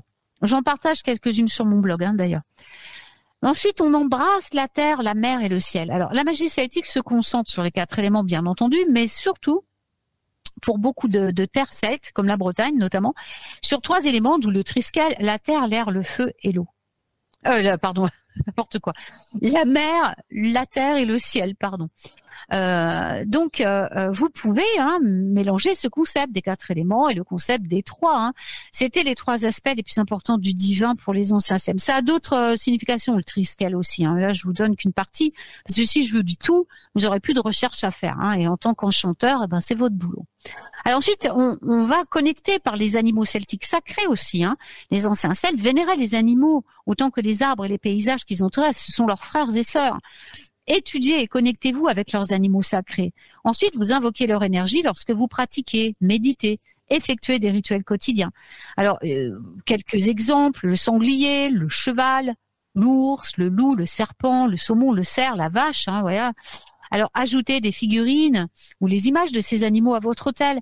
Ou si vous recevez une partie de cet animal, d'origine éthique, bien sûr, tenez cette pièce pendant la méditation, demandez à cet animal de vous rencontrer dans l'éther, demandez que leur sagesse vous soit transmise. Des os d'animaux, des plumes, des dents, etc. peuvent également être ajoutés aux ensembles vous savez, des charmes de divination. Ça peut être des outils divinatoires. Je m'embrouille un peu, mais voilà. Ensuite, il y a les ogames. Alors, l'ogame est pour le peuple celte ce que les runes du futark sont pour le peuple nordique germanique. Donc c'est un ensemble de symboles très anciens et très mal connus aussi, mais chaque lettre ou marquage a une signification spirituelle profonde qui va bien au-delà d'un simple alphabet comme beaucoup l'utilisent. Donc chaque symbole contient son propre pouvoir universel. Alors prenez le temps d'apprendre et de vous connecter avec chacun d'eux jusqu'à ce que vous connaissiez tout le système Ogam et que vous puissiez l'utiliser pour deviner les messages pour vous-même ou pour les autres. Alors un peu comme les runes, ce sont plutôt des messages des guides qu'ils vous transmettent pour être dirigés. Voilà. Donc choisissez là aussi des sources reconnues et sérieuses, s'il vous plaît. Et puis on va terminer, voilà, en utilisant les symboles celtiques. Alors il existe d'autres symboles celtiques qui peuvent être utilisés pour pratiquer la magie celtique. Le triquetra, qui représente le 3 sacré. Alors, triple déesse, terre mercielle, naissance, mort, renaissance, etc. Il y en a d'autres. Les nœuds celtiques, qui représentent les motifs complexes que nous suivons dans la vie et la façon dont nous retournons toujours à l'endroit d'où nous venons. Il y a le triskelion aussi qui nous rappelle notre lien avec toute chose, l'arbre de vie qui relie au ciel, aux dieux, aux ancêtres. Voilà, alors intégrez tous ces symboles à votre pratique en les gravant sur des bougies, en les portant comme amulettes, en les incorporant à vos bénédictions. Eh bien voilà, j'ai fini en avance. Et alors s'il y a des questions, allez-y. Waouh. J'ai fait très fort. J'ai un peu speedé, mais je voulais avoir le temps pour laisser les questions justement. Oui, s'il y en a. C'est vrai que c'est très intense à chaque fois les chroniques de Yabi et tu as du temps, mais c'est vrai que chaque élément que tu proposes pourrait mériter limite une émission à part entière, quoi. Oui, c'est pour ça que c'est dur pour moi de condenser. Oui, et c'est aussi pour ça que souvent tu me demandes si t'es dans les temps, des choses comme ça, parce que effectivement, il y a tellement de choses à dire sur tous tes sujets que waouh. Puis comme je suis dyslexique et que je me mélange des fois les crayons, je sais plus trop, voilà. Écoute, franchement, une super matinée en ta compagnie, vraiment. Merci. Au niveau des questions, alors je suis en train de remonter un petit peu les échanges sur le chat. Ouais, ou si toi t'en as aussi, peut-être. Oui, alors reste que 10 minutes. J'ai trouvé le passage autour de l'Atlantide en lien avec la féerie très intéressant. Oui. Je pensais pas qu'il pouvait y avoir cette corrélation. Et encore, vous savez pas tout, parce que les 4 objets sacrés, il y a une histoire derrière, qui est liée aussi au Christ. Eh oui. Ah ouais, donc beaucoup de choses. Eh oui, et ça, je n'ai pas le temps d'en parler, là, parce que c'est hyper, ça c'est pareil, c'est une autre histoire. C'est relié à Avalon, et c'est relié au Christ aussi. La lance, le plat, ça vous dit rien, parfois, non? Si. Ouais, bref, voilà, oui. Donc voilà. Donc voilà. Donc c'est très important. Tout est un tout. Vous savez, tout est unité. On vit dans l'unité. Tout est relié. C'est pour ça qu'il faut rien rejeter. Ne rejetez jamais rien. Oui. Ouvrez-vous à tout, parce que tout est unité, tout est uni. Vous voyez, moi j'ai entendu dans la pratique des gens qui faisaient des petits sorciers, des petits sorcières qui disaient je veux pas entendre parler du catholicisme, de ça. Oui, ça je suis d'accord, parce que les religions, moi je suis pas d'accord non plus. On est d'accord. Mais de là, j'ai même eu des tollés chez certains de mes étudiants qui me disaient quoi, tu parles de Jésus, mais c'est une honte, tu devrais pas être sorcière. Je fais mais attendez, avant de dire ça. Écoutez ce que vous dites, parce que là vous êtes en train de blasphémer, ni plus ni moins. Et je veux dire, c'est la base de toute magie. Je veux dire, il est venu pour nous apprendre, c'est le plus grand magicien et le sorcier qui ait jamais foulé la terre. Alors, s'il vous plaît, respectez votre maître, quoi. Il a rien à voir avec les religions.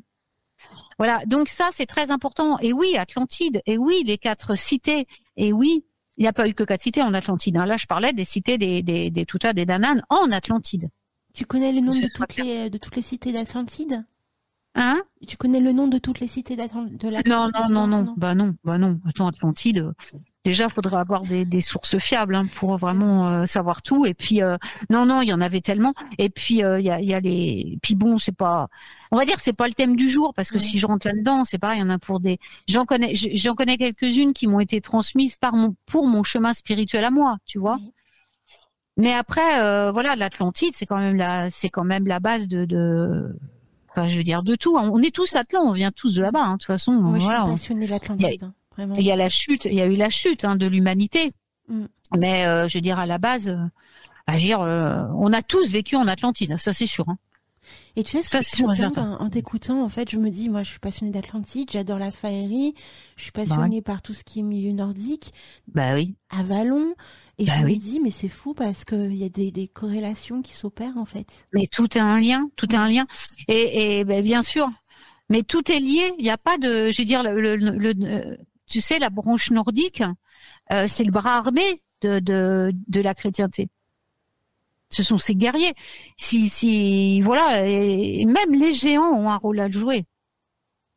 Parce que là, si ça continue tel que ça continue, des forces de l'ombre là ils sont à fond parce qu'ils savent qu'ils vont se casser la gueule, donc ils y vont parce qu'ils n'ont plus rien à quoi s'accrocher. Mais même si voilà, si ça, je veux dire, s'ils se calment pas, même les géants peuvent intervenir pour les calmer au bout d'un moment et s'unir aux archanges et aux autres pour les terrasser, quoi. Tu vois? Parce que cette guerre, elle existe en ce moment. Ça, faut pas se le voiler. Elle existe vraiment contre le combat. On le voit avec ce qui se passe dans le monde en ce moment.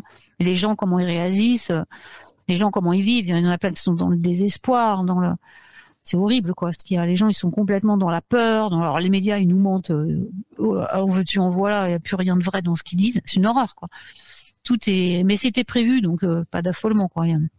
Alors, il y a les armées derrière qui veillent. Il faut pas s'inquiéter. Ouais. Il y a tout le monde qui te remercie, qui te dit un grand bravo, félicitations pour tout ce que tu as apporté aujourd'hui dans ta chronique. Et on a Kadarn qui nous partage aussi une information assez dingue, magnifique. Je sais pas si tu connais. Il marque, je ne trouve pas les sources, mais il y aurait les 13 trésors bretons, Grande-Bretagne, offerts par les dieux aux hommes, qui seraient donc le chaudron, le chariot, le manteau, la lance, etc. Et une fois réunis, eh bien les dieux reviendraient sauver ce peuple. Les tables d'or. Ah, les tables d'or. Alors, mais c'est le mythe aussi de Balder, de Jésus, voilà, c'est ça en fait. Donc oui, bien sûr. Et voilà, juste mais c'est bien, c'est vachement intéressant ce que dit Kadarn. De toute façon, j'aime bien lui, il a toujours des trucs chouettes. Kadarn. Ouais. Et le seul truc qu'il faut remettre à sa place aussi, et ça, voilà, il faut le remettre à sa place, c'est qu'en Brocéliande, il n'y a jamais eu Merlin, ni Morgane, ni quoi que ce soit. Il faut savoir que le mythe de Brocéliande, il a été créé par l'abbé Girard. Oui. Ça, faut le savoir. C'est la forêt de Brocéliande, elle est magnifique avec tout ce qu'elle est, mais jamais Morgane n'y a vécu, jamais Merlin non plus. Et il y a des traces. Je veux dire, il y a les preuves flagrantes qu'ils ont vécu là-bas, c'est en Angleterre. Ah oui. Et pas en Bretagne, jamais. Non, c'est l'abbé Girard qui avait fait tout ça pour que les gens viennent en Bretagne. Alors moi, je trouve qu'à Brocéliande, il y a un truc. Mais oui, non, mais ça, c'est incontestable qu'il y a de la magie. Ah, mais bien sûr, la magie de Brocéliande, elle est vivante. Mais c'est christique aussi. Ouais, très. Parce que Marie y est allée. Ah. Elle y est passée quand elle est montée en Angleterre, parce qu'elle a été en Angleterre. Elle est passée par là. Ben oui. Donc en fait, il y a tout ça, mais c'est d'autres sujets ça. Mais bien sûr qu'elle est, puis elle est magique la fois. C'est celte. De toute façon, la Bretagne c'est une terre celtique. On est bien d'accord. Je suis pas en train de dire, mais il faut remettre les choses à leur place. Morgane des Fées, elle a jamais été à Brocéliande. C'est la reine des Galles du Nord. Oui. C'est les Galles du Nord, son territoire. Pour rendre à César ce qui est à César. Tout comme Arthur était un chef romain de guerre. Ça, il faut remettre les choses au point là-dessus aussi, parce que ça, c'est historique, c'est prouvé. C'est pas de la légende du folklore. Vous voyez, alors c'est pas grave, on dit que Merlin en Bretagne tout c'est chouette, c'est une belle légende, mais c'est une légende. Disons que ça amène beaucoup de monde à s'intéresser. Mais c'est pour ça qu'il l'a fait, l'abbé Girard. C'est ce que je dis. Oui. Il l'a fait exprès pour que les gens viennent en Brocéliande. C'est pour ça qu'il l'a fait. Qu'il a fait courir ça. Et si vous cherchez bien, vous allez trouver tout ça. C'est pas une connerie, je vois. Vous allez trouver ça. Et comment dire? Si vous allez aussi en Angleterre et tout, dans les Galles, vous allez voir le château de Saint-Agel. Vous allez voir les traces de Morgane dans les pays dans les Galles du Nord. Vous allez trouver tout ça. C'est là-bas le berceau des légendes arthuriennes. Ce n'est pas en France. La Bretagne, c'est la cousine du pays de Galles. Les Gallois et les Bretons sont cousins. Et c'est les plus proches. Vraiment. C'est pour ça que le breton ressemble au gallois, d'ailleurs. Il n'y a pas de coïncidence, hein, Bretagne, Grande-Bretagne. Ouais, exactement. Bah oui, la petite Bretagne, la Grande-Bretagne. Donc les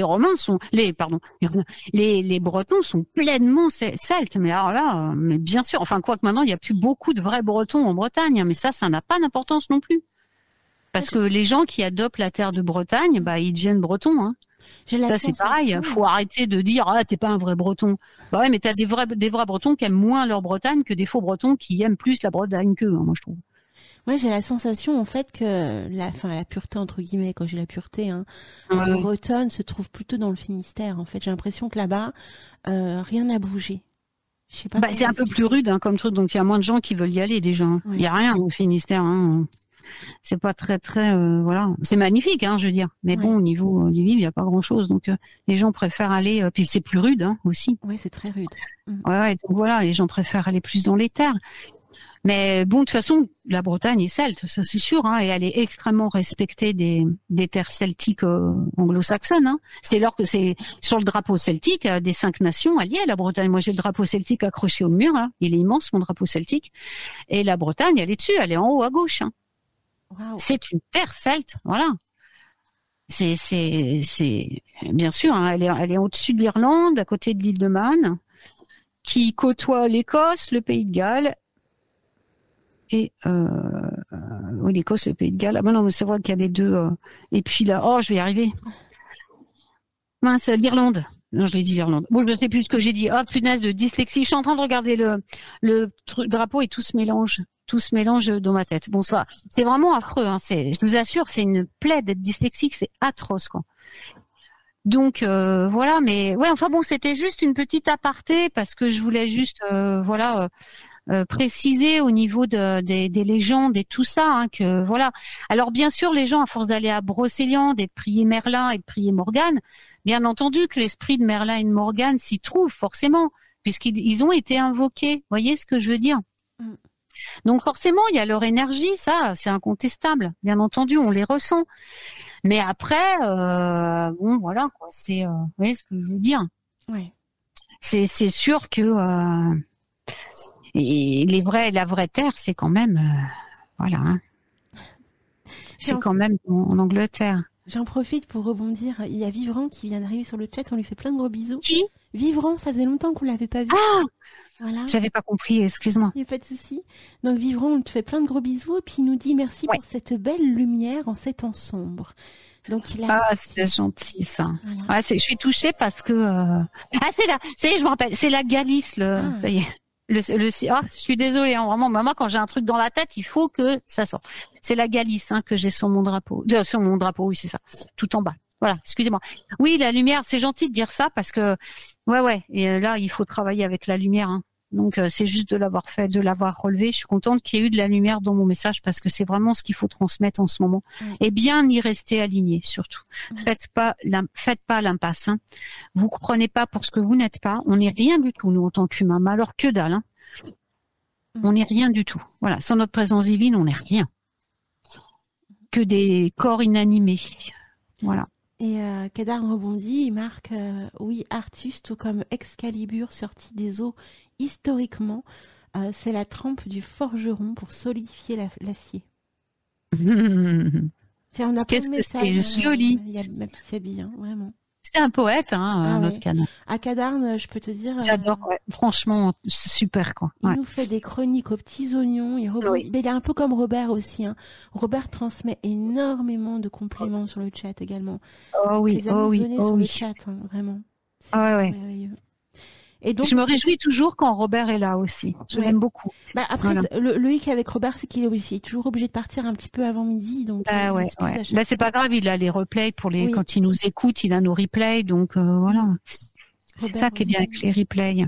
Robert, en tout cas, je te remercie, Alina, et je remercie tous les enchanteurs. Voilà. Merci pour tout. Alors, je voulais juste préciser que moi non plus, j'ai pas la science infuse, hein, comme le disaient tout à l'heure mes deux chers amis. Voilà, que je peux faire des erreurs, que je dis n'implique que moi, hein, et personne d'autre. Que mes sources sont beaucoup transmises par les guides eux-mêmes, beaucoup par transmission orale, de par les gens, enfin toutes les êtres magnifiques que j'ai croisés dans ma vie, et puis par les grimoires et par les vieux livres que j'ai trouvés aussi. Voilà, c'est juste la pression que je voulais apporter. Mais voilà, n'hésitez pas à corriger les erreurs s'il y en a. Moi, alors là, toute critique est absolument constructive. Il n'y a rien de négatif, hein, loin de là. On apprend tous les uns des autres. Voilà. Mais dans le respect et dans la politesse, hein, toujours. Toujours. Et en tout cas, j'espère que tu te sens bien à nos côtés, que tu trouves que voilà cette nouvelle radio t'apporte tout ce que tu souhaitais qu'elle t'apporte. On a ouvert il y a peu de temps, mais je sens déjà vraiment une ambiance, une osmose entre nous tous, entre les enchanteurs qui écoutent, mais aussi toute l'équipe. Et donc moi, je te souhaite également, en même temps, j'en profite, une très très bonne année 2024. Mais oui, je l'ai pas fait. Mais oui, oh là là, honte à moi. Bonne année à tous. Oui. Oh là, j'étais dans mon sujet à fond pour pas rien oublier et puis pour faire vite. Mais ouais, excellente année magique à tous, bien sûr. Voilà. Donc, on te fait. Alors, ta radio, oui, je te réponds avant de dire au revoir. Ta radio, comment dire? Elle est enchanteresse, quoi. Voilà. Qu'est-ce que tu veux que je dise de plus? Tu as donné le bon nom. Elle est légère, elle est lumineuse. Et ça, c'est très important. Elle est très lumineuse. Et puis, ce que j'aime avec toi, Alina, c'est que tu es ouverte, éclectique, tolérante. Je sais pas comment dire. Voilà, tu réunis les qualités qu'il faut pour quelqu'un qui crée une radio de ce genre, parce que tu es ouverte à tout et tu laisses tout le monde s'exprimer avec respect et avec gentillesse.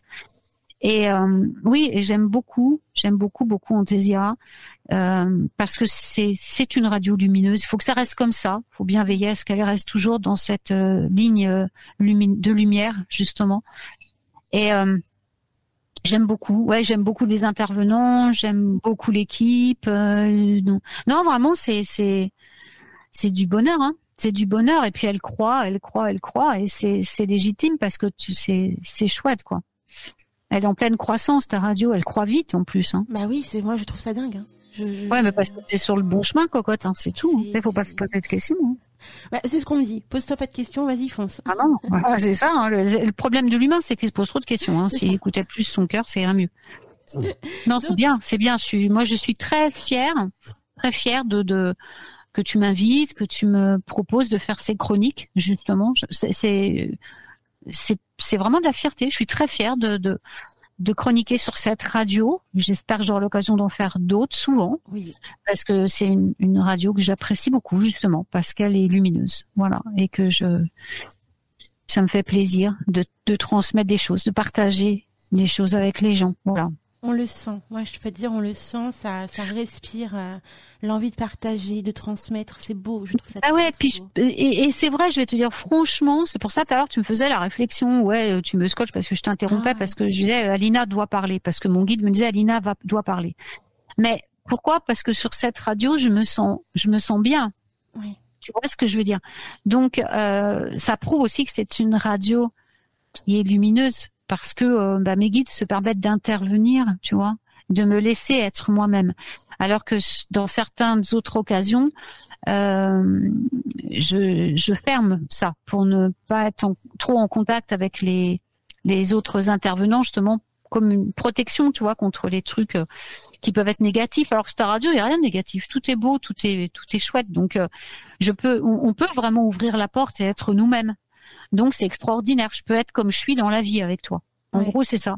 Donc c'est super. Et voilà, de plus avoir à se cacher ou être à se dire non, si je dis ça, ils vont me prendre pour une dingue ou non. petit à petit, je me montre telle que je suis. Voilà. Tu t'ouvres, c'est beau. Ouais, bah ouais. Et ça mais en c'est pas fait évident. de super échanges, tu vois, comme ça. Bah ouais, ouais.